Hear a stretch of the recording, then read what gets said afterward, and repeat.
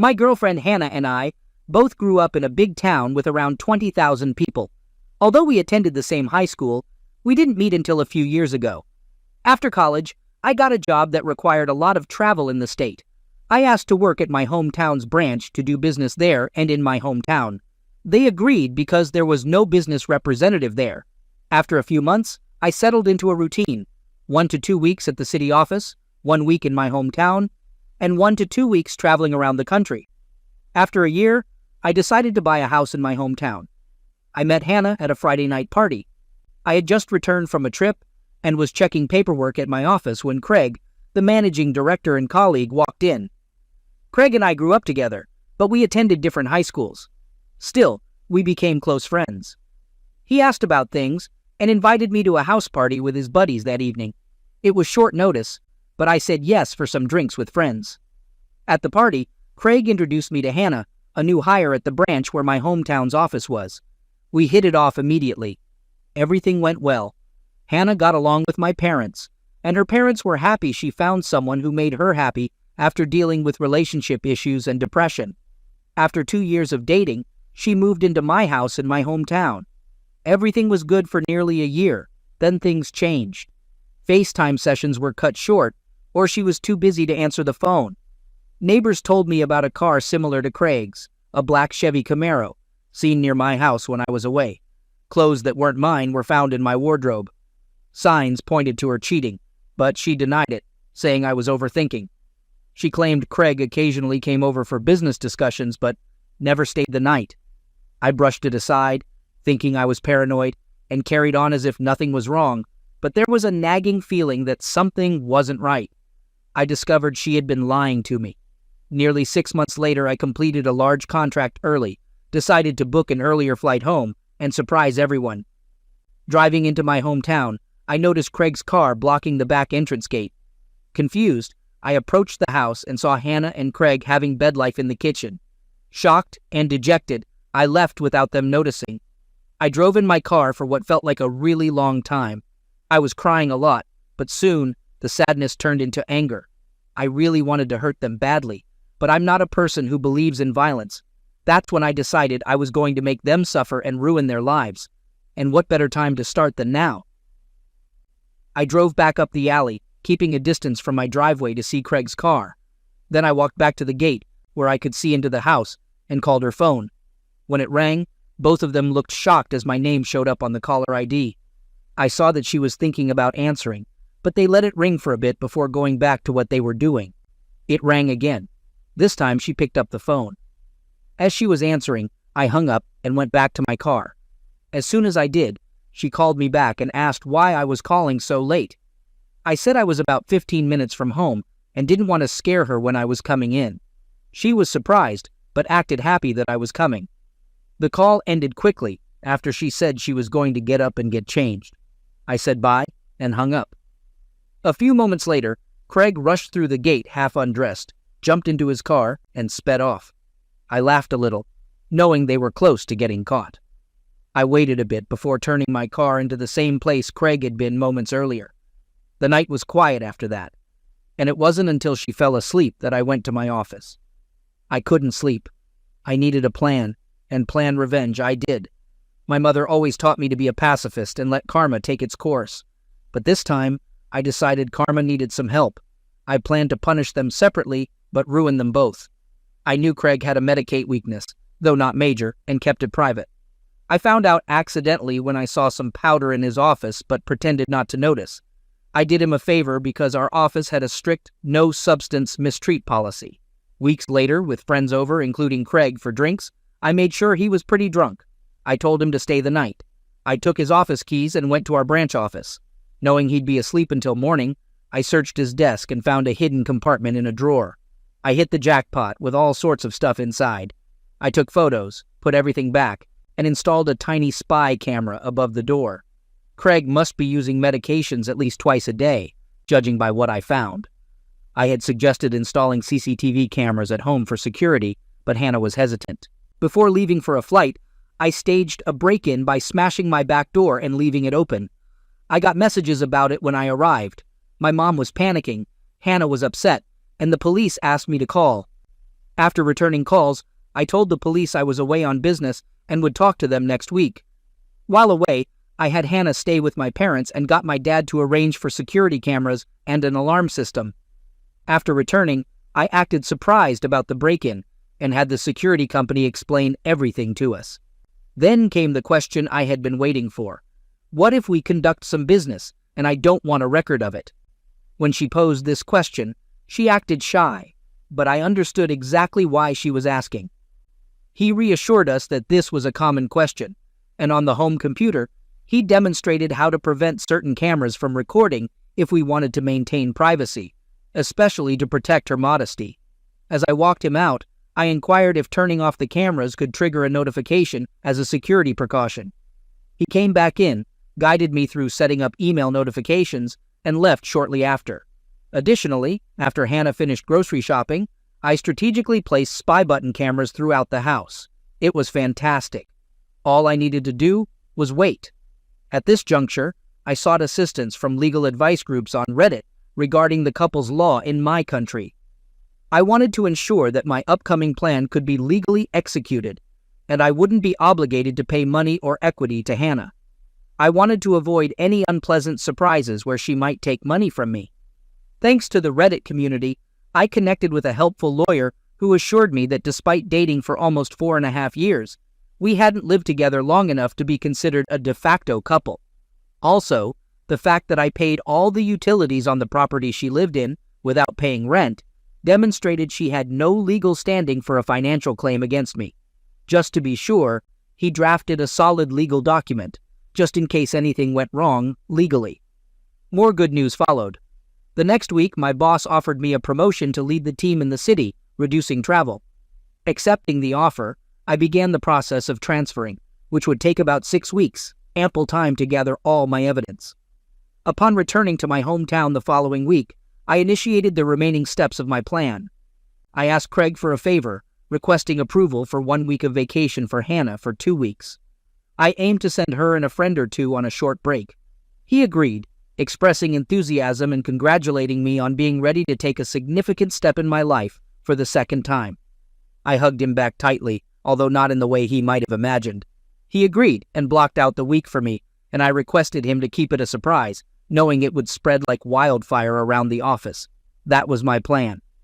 That evening, I informed Hannah that I had booked an all-expenses-paid trip for her and 2 friends to a tropical spa resort for a week, instructing her to pick 2 friends for the surprise of her life.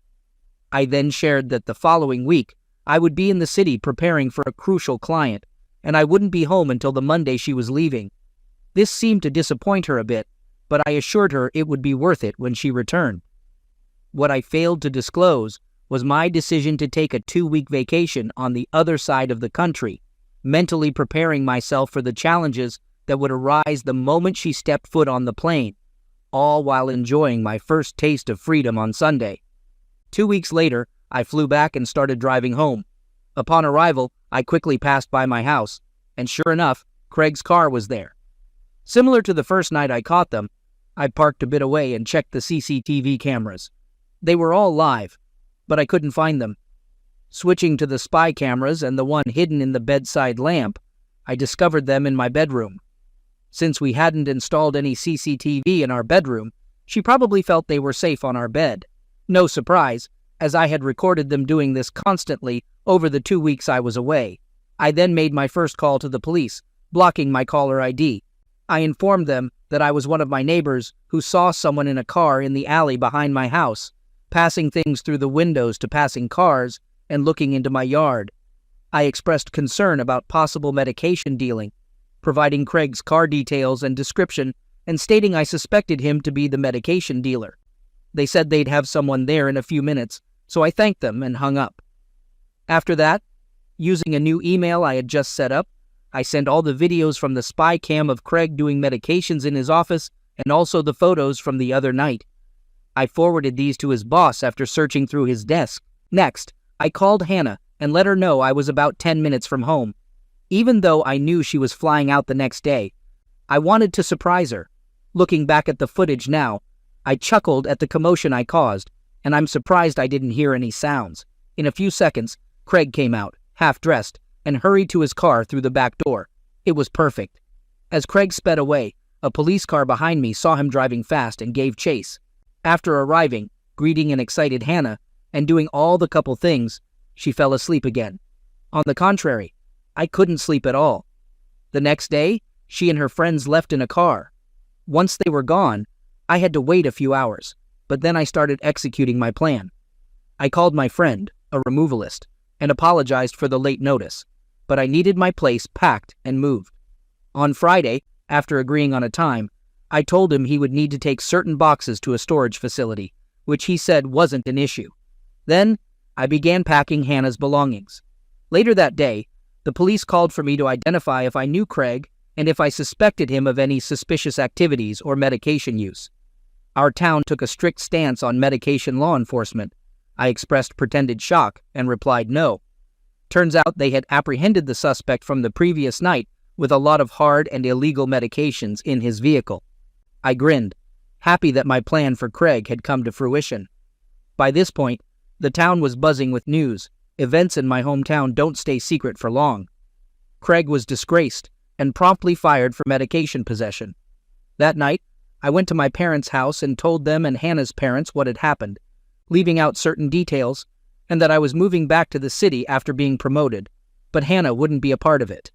They were initially upset that I hadn't kept them informed, but were glad I was handling everything maturely and hadn't stooped to their level, though they didn't agree with ghosting Hannah. After some drinks, laughs, and tears, I went home on Friday afternoon, after a busy week of organizing cleaners for the following week, contacting the real estate agent to put my house on the rental market, and completing various tasks at my hometown's office. I packed some things into my car, drove to my parents' place, said goodbye, and before leaving, I visited Catherine's house. Catherine had been one of Hannah's closest friends growing up. She was the only other person who knew what was happening. Without her help, I probably wouldn't have been able to organize everything as quickly as I did. I gave Catherine a large manila folder with my gathered evidence of her cheating, along with a letter and a few other legal documents from my attorney stating that she was ordered not to contact me and the details of how to access her belongings located at the storage unit I had rented out. After a quick goodbye, I left and drove back to the city. On Sunday, I woke up to several missed calls, voicemails, and text messages. Turns out, Hannah had come home early after being alerted to something being afoot in town, only to find an empty house and a for rent sign out front. Panicking, she went to my parents, who closed the door on her the moment they answered, forcing her to call everyone until she managed to somehow be contacted by Catherine and told that she had a package for her. I heard she didn't handle it well, and I knew this for sure because I got lots of angry texts and voicemails accusing me of framing Craig and being deceitful. I was worried she might come to my front door, but nothing happened. Now, 6 weeks after leaving and getting promoted, I'm content and settled. Second story. I'm a 37-year-old guy, and my wife is 31. A few years back, everything seemed fine, and I thought we were a happy, typical suburban couple. Despite being together for a long time, our marriage was solid.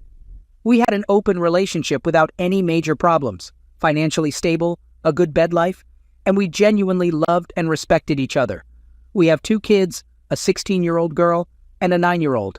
I believed we had a decent social life, but we hit a rough patch that many married couples go through. Both of us were working long hours, not spending enough time together, which affected our relationship. Also, she started spending more time on her phone, texting her girlfriends.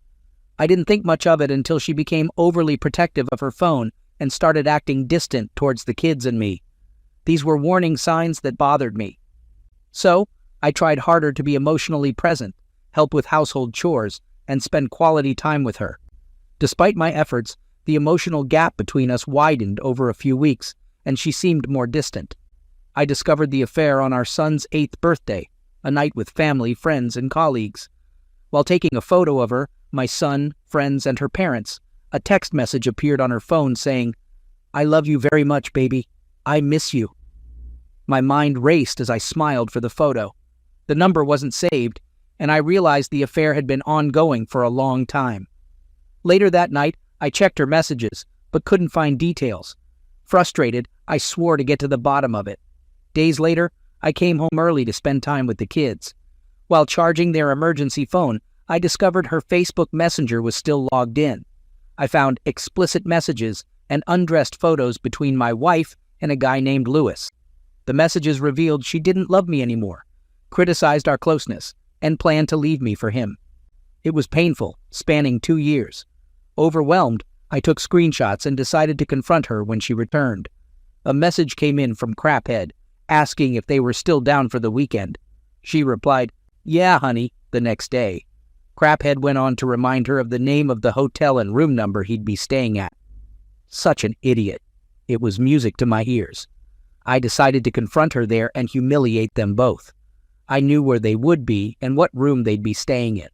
All I needed to do was stage the perfect surprise. I was worried about my kids and the new life that was about to come. She came home from the supermarket. I could hardly look her in the eye, and I didn't want to give myself away, so I went out. I consulted a lawyer, got my options, had a few drinks, and started laying out my plan, sure as hell. The next day, the wife is buttering me up. She says she wants to take a spa weekend with the girls to relax, and when she returns, she wants us to go on vacation, reconnect with ourselves, and focus on our marriage. I go with it all the way. I tell her for sure, of course. It's the most incredible idea she's ever had, and I'll do anything to get us back on track.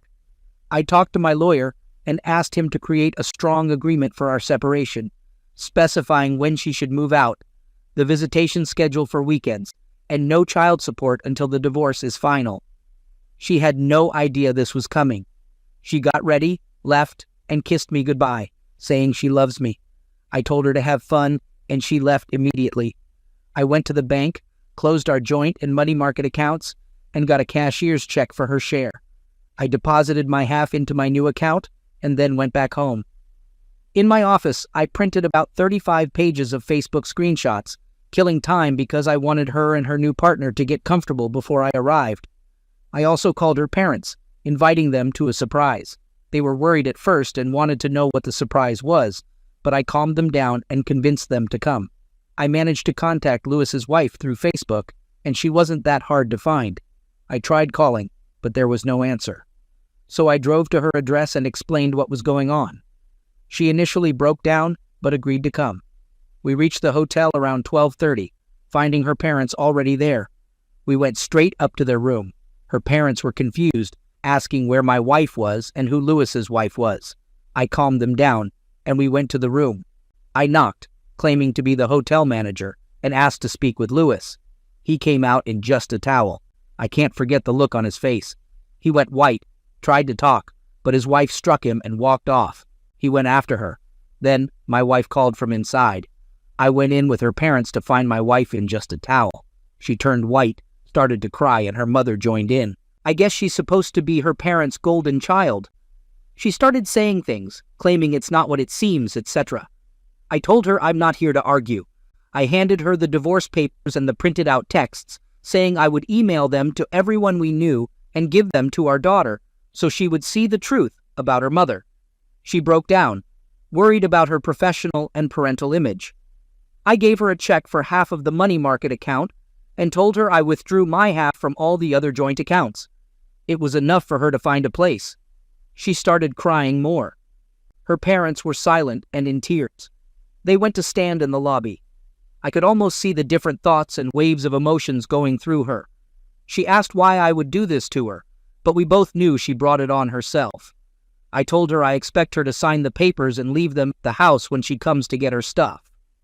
I started to leave. I told her she could continue to have fun with Lewis. I left and apologized to her parents. I'm really sorry they had to see this. They understood and advised that we both see a marriage counselor before any decision is made. But my mind is made up. On my way out, I passed Lewis and his wife having a fit downstairs. I smiled a little. Serves the monster right. We exchanged a few heated words. He asked if I'm happy, and I screamed yes. I got in my car. I started to cry, but I managed to pull myself together enough to drive off. I have no idea what she did that evening or over the weekend, but she repeatedly texted and called me asking to talk. I turned off the phone. She came on Monday to talk to the kids, basically saying Mommy and Daddy need some time apart, We still love you, etc. She then apologized some more and said she wanted her family back, but she didn't know what she was doing, etc. I have no intention of ever taking her back. She betrayed me. I also got a call later from Mrs. Lewis. She thanked me for coming to her, etc. And we're very good friends now. She also filed for divorce. I like her. We went to court, and I think the judge felt sorry for me. He asked for statements from the kids and who they wanted to stay with. They both chose to stay with Dad in the house they grew up in. My ex cried when the divorce was finalized. I got the house and had to buy out some of her equity, which wasn't much of a problem.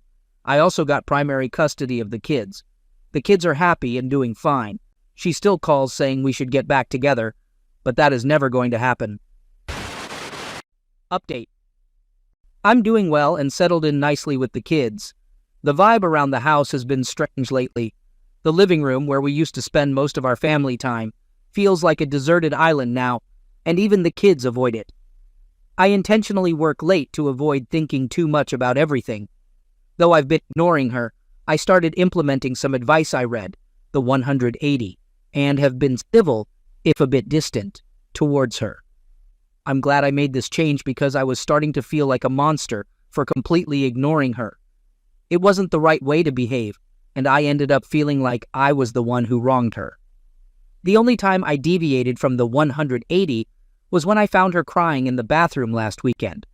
She was there to see the kids, and I helped her up and gave her a hug, though it was more of a comforting gesture than a loving one. Sadly, now I'm suspicious of her motives, thinking she might be waiting for me to come in to put on a performance. I'm completely over my ex, though. She comes to see the kids occasionally, talking about saving the marriage and proving it was just a silly mistake. She looks terrible, lost her job, and her boss fired her after learning about our divorce. I heard she and Lewis decided to stick together for a while, but it doesn't bother me. Anyway, I meant what I said in my original post. Any love I had for her disappeared after reading the hurtful things she said. She's no longer my true love. I see her as trash that needs to be taken out before it stinks up the place. She suggested a compromise in a few months and pushed for couples counseling, but I'm not interested. The thought of spending Christmas with her makes me feel ill. Her friends now share everything with me, and they're on my side. It went badly for Lewis. He had a tough time in his divorce, lost his child, and faced consequences at work. He confronted me, blaming me for his situation, but I laughed it off. He lost his job after his ex-wife exposed everything to his bosses, and I got a restraining order against him. My wife and Louis live together, and I heard he doesn't treat her well, blaming her for everything. She looks pale, has no friends, and sometimes I feel sorry for her. I let her stay overnight sometimes, but I'm always careful. I've been seeing other people, and currently, I'm going out with a very nice lady I met at my party. Friends threw the party to cheer me up after the divorce, and she's the breath of fresh air I needed. We've been going out for 2 months, and she's great with the kids, but I won't reveal her name. I invited her to move in with me. My ex isn't happy and still dreams of us being a family. She keeps begging me to take her back, but like I said, it's not happening. She believes she can win me back no matter what. A few weeks later, I get a call from the lawyer's office. The attorney tells me that my wife is trying to reopen the case, claiming she's pregnant with my child. I'm confused because it's not possible. We haven't been close even before the divorce. She's lying, and the child isn't mine. I share this with my friends, and they reassure me, saying it's just a desperate attempt to reconcile. How would getting pregnant help? It's obviously for Lewis, the guy she's staying with. The lawyer advises me not to worry, assuring me she'll need a paternity test to prove I'm the father. I'm genuinely concerned for her mental health. She should see a psychologist. The next day, she tells my girlfriend she's pregnant with my child and claims to be the mother of my kids. I kick her out, telling her that if she wants to see the kids, they'll visit her place, and she shouldn't come back. She protests, but I stand firm. She refuses a paternity test, but tells everyone the child is mine, claiming I did all this to get rid of her and bring in a new wife. After a few weeks, Louis's wife contacts me and says they're getting back together. She mentions that he's suffered enough and will be moving in with her soon. I inform her about my ex and their supposed baby, and she says they'll figure it out. Louis doesn't hesitate. He leaves my ex and returns home, leaving her alone and pregnant. I feel sorry for her troubles, but she brought it upon herself. I'm considering marrying my new girlfriend, moving away from this house, and starting a new life.